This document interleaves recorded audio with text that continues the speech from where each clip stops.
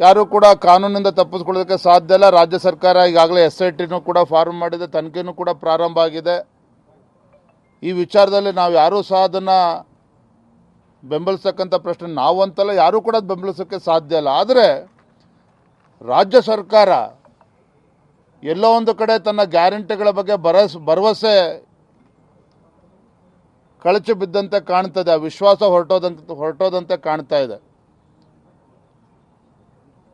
ಆಗ ಅದರಿಂದನೇ ಇವತ್ತು ಬಿದ್ದಿರ್ತಕ್ಕಂಥದ್ದು ರಾಜ್ಯದ ಜನರು ಕೂಡ ಮಾತನಾಡ್ತಾ ಇದ್ದಾರೆ. ರಾಜ್ಯ ಸರ್ಕಾರ ಈ ಮಟ್ಟಕ್ಕೆ ಪ್ರಚಾರದಲ್ಲೂ ಕೂಡ ಅದನ್ನೇ ಒಂದು ರಾಜಕೀಯ ಅಸ್ತ್ರವನ್ನಾಗಿ ಉಪಯೋಗಿಸ್ಕೊಳ್ತಾ ಇರ್ತಕ್ಕಂಥದ್ದು ಎಷ್ಟರ ಮಟ್ಟಿಗೆ ಸರಿ ಅಂತೇಳಿ ಮತದಾರರು ಕೂಡ ಪ್ರಶ್ನೆ ಮಾಡ್ತಾ ಇದ್ದಾರೆ.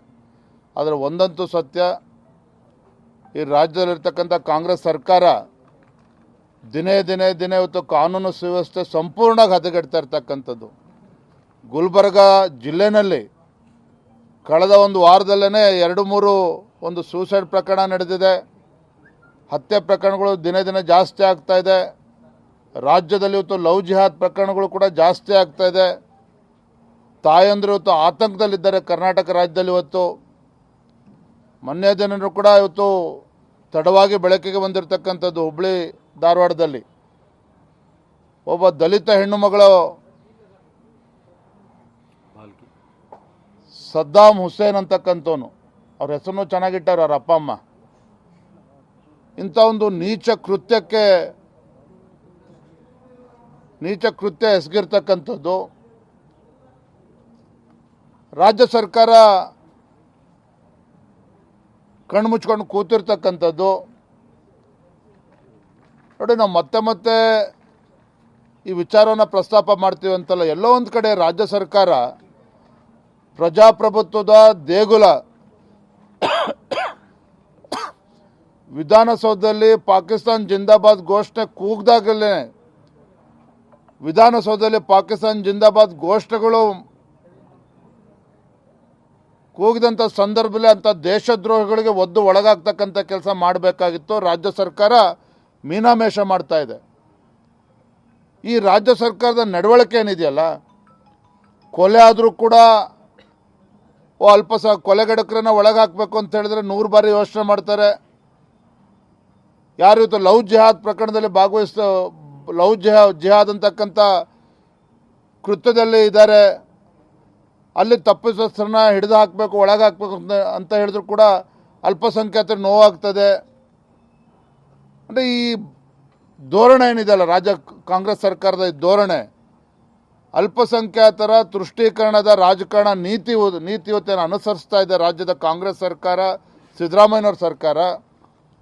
ಇದೆಲ್ಲ ಒಂದು ಕಡೆ ಇವತ್ತು ರಾಜ್ಯ ಕೇರಳ ಮಾದರಿಯಲ್ಲಿ ಸಾಗ್ತಾ ಇದೆ. ಲವ್ ಜಿಹಾದ್ ಪ್ರಕರಣಗಳು ದಿನೇ ಹೆಚ್ಚಾಗ್ತಾ ಇದೆ.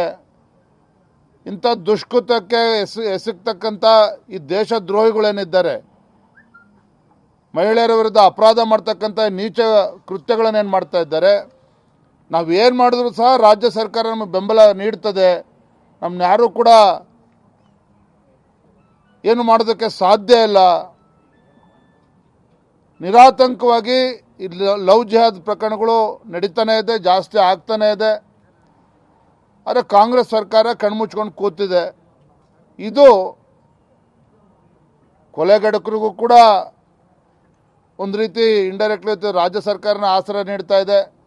ಲವ್ ಜಿಹಾದ್ ಪ್ರಕರಣದಲ್ಲೂ ಸಹ ಎಲ್ಲ ಒಂದು ಕಡೆ ಆಗಲೇ ಹೇಳಿದೆ, ಕೇರಳ ಮಾದರಿ ಇವತ್ತು ನಮ್ಮ ರಾಜ್ಯದಲ್ಲೂ ಕೂಡ ಶುರುವಾಗಿರ್ತಕ್ಕಂಥದ್ದು ಒಂದು ರೀತಿ ಭಯದ ವಾತಾವರಣ ಇತ್ತು. ರಾಜ್ಯದಲ್ಲಿರ್ತಕ್ಕಂಥ ಹಿಂದೂ ಕುಟುಂಬಗಳಲ್ಲಿ ಇವತ್ತು ಭಯದ ವಾತಾವರಣ ನಿರ್ಮಾಣ ಆಗಿರ್ತಕ್ಕಂಥದ್ದು. ಈ ಕಾಂಗ್ರೆಸ್ಸಿನ ಈ ಸರ್ಕಾರದ ಅಲ್ಪಸಂಖ್ಯಾತ ತುಷ್ಟೀಕರಣದ ನೀತಿಗಳು ರಾಜ್ಯದಲ್ಲಿ ಕಾನೂನು ಸುವ್ಯವಸ್ಥೆನೂ ಕೂಡ ಹದಗೆಡೋದಕ್ಕೆ ಕಾರಣ ಆಗಿದೆ. ಲವ್ ಜಿಹಾದ್ ಪ್ರಕರಣಗಳಿಗೂ ಕೂಡ ಜಾಸ್ತಿ ಆಗ್ತಾ ಇದೆ. ಎಲ್ಲಿವರೆಗೂ ಅಂತ ಹೇಳಿದ್ರೆ ನಿನ್ನೆ ಸದ್ದಾಮ್ ಹುಸೇನನ್ನು ಹಿಡಿಯೋಕ್ಕೆ ಹೋದಾಗ ಪೊಲೀಸರಿಗೆ ಅವ್ರ ಮೇಲೆ ಆ ಕಬ್ಬಿಣದ ರಾಡ್ ತೆಗೆದುಕೊಂಡು ಹಲ್ಲೆ ಮಾಡ್ತಕ್ಕಂಥ ಒಂದು ಘಟನೆ ನಡೆದಿದೆ. ಇಡೀ ರಾಜ್ಯ ಸರ್ಕಾರ ಇದು ತಲೆ ತಗ್ಗಿಸ್ತಕ್ಕಂಥ ಒಂದು ಪರಿಸ್ಥಿತಿ ನಿರ್ಮಾಣ ಮಾಡಿದೆ ಅಂತೇಳಿ ಸಂದರ್ಭ ಹೇಳ್ತೇನೆ.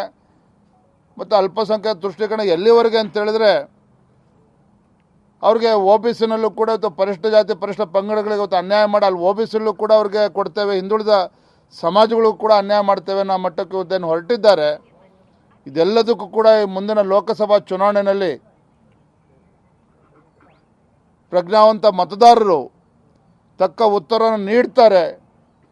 ಇಂಥ ಒಂದು ಹಿಂದೂ ವಿರೋಧಿ ಸರ್ಕಾರ ಇವತ್ತು ರಾಜ್ಯದಲ್ಲಿ ಏನಿದೆ ಇದಕ್ಕೆ ತಕ್ಕ ಪಾಠವನ್ನು ನೀಡ್ತಾರೆ. ಮತ್ತು ದೇಶದ ಭವಿಷ್ಯದ ದೃಷ್ಟಿಯಿಂದ, ಈ ಭಾರತದ ಒಂದು ಸುರಕ್ಷತೆ ದೃಷ್ಟಿಯಿಂದ ಮತ್ತೊಮ್ಮೆ ನರೇಂದ್ರ ಮೋದಿಜಿಯವರು ಪ್ರಧಾನಮಂತ್ರಿ ಆಗಬೇಕು ಅನ್ನೋ ನಿಟ್ಟಿನಲ್ಲಿ ಎಲ್ಲರೂ ಸಹ ಇವತ್ತು ಭಾರತೀಯ ಜನತಾ ಪಾರ್ಟಿ ಜೊತೆ ಕೈ ಜೋಡಿಸ್ತಾ ಇರ್ತಕ್ಕಂಥದ್ದು ನನಗೆ ಸಂಪೂರ್ಣವಾಗಿ ವಿಶ್ವಾಸ ಇದೆ. ನಾವೇನು ಮೊದಲ ದಿನದಿಂದ ಕೂಡ ಹೇಳ್ಕೊಂಡು ಬರ್ತಾ ಇದ್ದೇವೆ, ಎಲ್ಲ 28 ಕ್ಷೇತ್ರದಲ್ಲಿ ಇವತ್ತು ವಾತಾವರಣ ನಮಗೆ ಪೂರಕವಾಗಿದೆ. ಭಾರತೀಯ ಜನತಾ ಪಾರ್ಟಿ ನರೇಂದ್ರ ಮೋದಿಜಿಯವರು ಮತ್ತೊಮ್ಮೆ ಪ್ರಧಾನಮಂತ್ರಿ ಆಗಬೇಕು ಅಂತಕ್ಕಂಥ ಹಂಬಲ ಏನಿದೆ ಇವೆಲ್ಲವೂ ಕೂಡ ಸಾಕಾರಗೊಳ್ಳುತ್ತದೆ. ನಮ್ಮ ಎಲ್ಲ 28 ಕ್ಷೇತ್ರದಲ್ಲಿ BJP ಮತ್ತು JDS ಪಕ್ಷದ ಅಭ್ಯರ್ಥಿಗಳು ಗೆಲ್ತಾರೆ ಅನ್ನೋ ವಿಶ್ವಾಸ ನಂಗೆ ಸಂಪೂರ್ಣವಾಗಿದೆ. ಕನ್ನಡಿಗರ ಮೆಚ್ಚಿನ ನಿಮ್ಮ ನ್ಯೂಸ್ 18 ಕನ್ನಡ ಈಗ ವಾಟ್ಸ್ಆಪ್ನಲ್ಲಿಯೂ ಲಭ್ಯ. ಕರ್ನಾಟಕ ಮತ್ತು ದೇಶ ವಿದೇಶದ 360 ಡಿಗ್ರಿ ಸುದ್ದಿ ವಿವರವನ್ನ ನೀವು ನಿಮ್ಮ ಕೈ ಬೆರಳುಗಳಲ್ಲಿಯೇ ಪಡೆಯೋದಿಕ್ಕೆ ಈ QR ಕೋಡ್ ಅನ್ನ ಸ್ಕ್ಯಾನ್ ಮಾಡಿ. ನಮ್ಮ ಚಾನೆಲ್ ಅನ್ನ ಫಾಲೋ ಮಾಡಿ, ನೋಟಿಫಿಕೇಶನ್ ಆನ್ ಮಾಡಿ.